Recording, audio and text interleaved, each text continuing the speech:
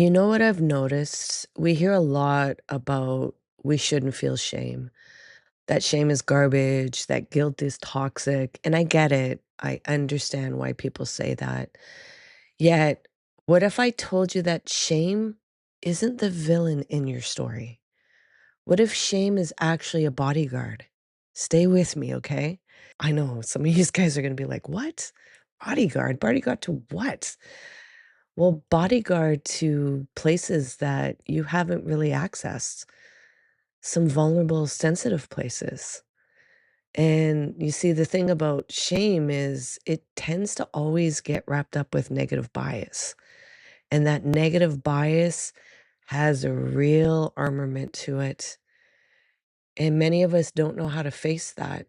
We just think we are that, and we're not that. Yet it can be really difficult to differentiate and recognize that you are not the shame. When I work with people, when I hold space for them to drop into their bodies and really feel what's there, shame shows up a lot and it's fierce. It's like a pit bull just guarding its property. It's protective. It's that part of you that hunches your shoulders, that makes you wanna hide, that creates this tension that feels like there's a cat about to pounce with your back against the wall, or maybe it's like it becomes really intensified with that negative bias I just mentioned and has you filled with doom and fear and apathy. Yet here's what most people don't understand. Shame isn't trying to hurt you. Shame is trying to protect you from something deeper, something more vulnerable, something that feels too tender, too raw, too exposing to touch. So imagine if it has that role, how is it going to let go of it?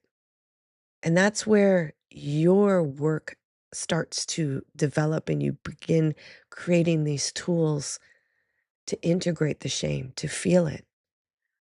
And we learn that our story and expressing it is important, yet the way that we hold it is very impactful. It's the difference between we being able to use the power or the power is used to suppress and keep us prisoner. See, our stories can contort us, it can distort us, even make us ill if we keep holding on to that narrative and not allow it to evolve and be expressed. Know where we ruminate and we keep talking about the same story over and over again.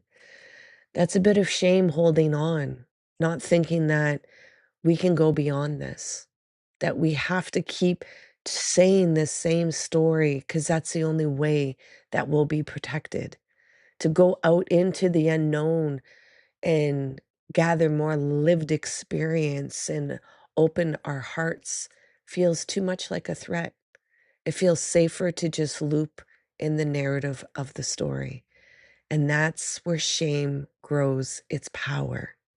And that's the thing about shame. When we hold it, when we let that bodyguard keep everyone away, that story gets stronger. The shame gets heavier. Our bodies get tighter. Being tense and tight, that feels like safety to our nervous system, yet it's not freedom. And many of you know that. I'm sure when you're hearing about shame, there might be some narratives or stories or even some physical sensations that are coming up in your body. And if they are, I ask you to pause for a minute and access that sensation. And wherever it is, place your hand on it. Invite it in. Invite it to be witnessed, to be seen. Hold that sensation and let it know it's protected and it can release the narrative. It can really allow itself to be expressed now. You know what I've noticed is that shame has such a bad rap. It's said that it's garbage. Guilt is said that it's toxic. And I get why people say that because protective mechanisms are really challenging to engage with. Yet, what if I told you that shame isn't the villain? It's a bodyguard. Yeah, it's a bodyguard for something that's even more sensitive and vulnerable. And many of us don't know how to interact with that. Because a lot of times when shame comes up, there is a shutdown. There is a feeling that whatever the negative bias and the intrusive thoughts are saying, that that's what your identity is, that the circumstances are who you are. And that's not true. So it's recognizing and allowing there to be a space of listening, of curiosity, of gentleness, of asking some questions to that shame, of really asking it, what are you trying to hide? Like, see shame as this kind of bodyguard and it's at the door and it's there to guard that door. Yet behind that door is this little version of you. Yet it won't let you get to that little version until it feels that there's safety, that that little version will be listened to, that that little version can express itself before it gets shut down.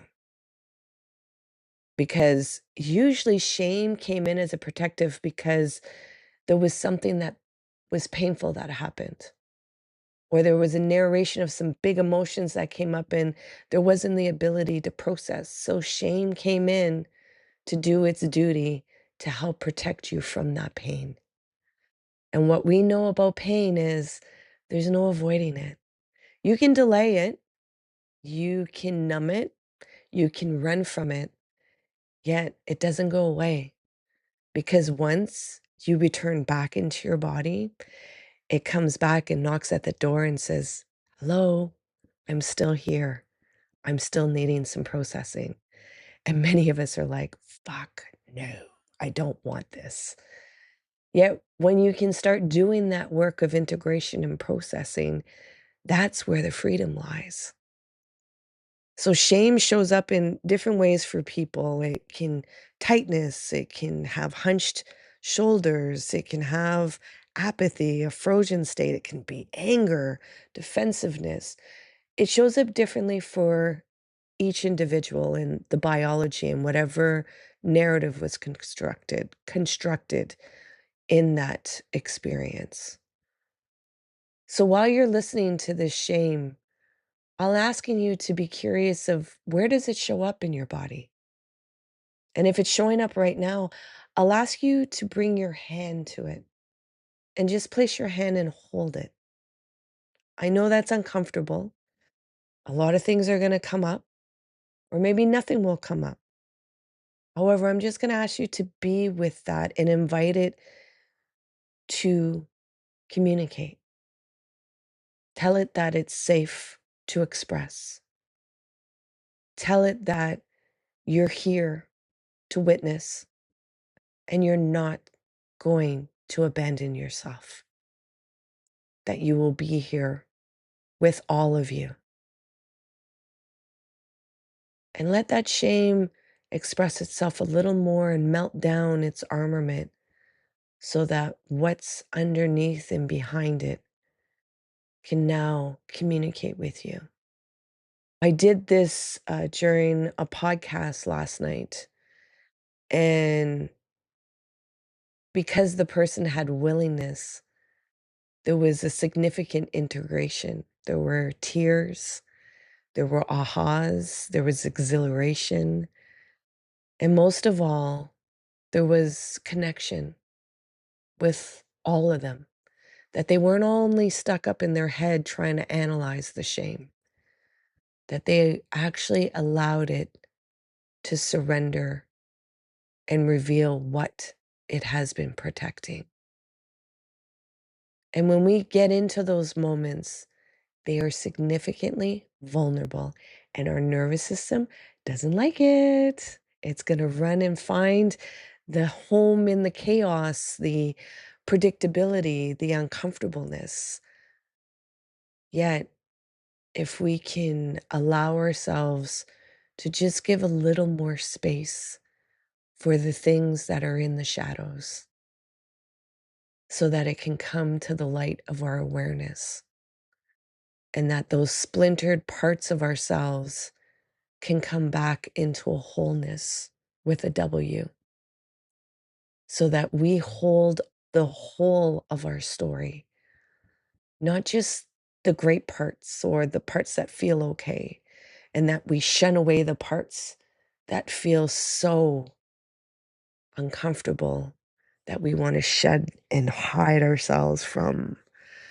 Wow, that went on. Yet guess what? Your body keeps all of it. It's storing all of it. So you can't hide from it. You can try to. You can use a lot of things to numb, and sometimes it's needed because there's the overwhelm. However, when you can hold your whole story, that's where you can start making conscious choices of action and create the story that you want to be in and create that radical compassion for yourself. And you know what happens? Your awareness starts to evolve.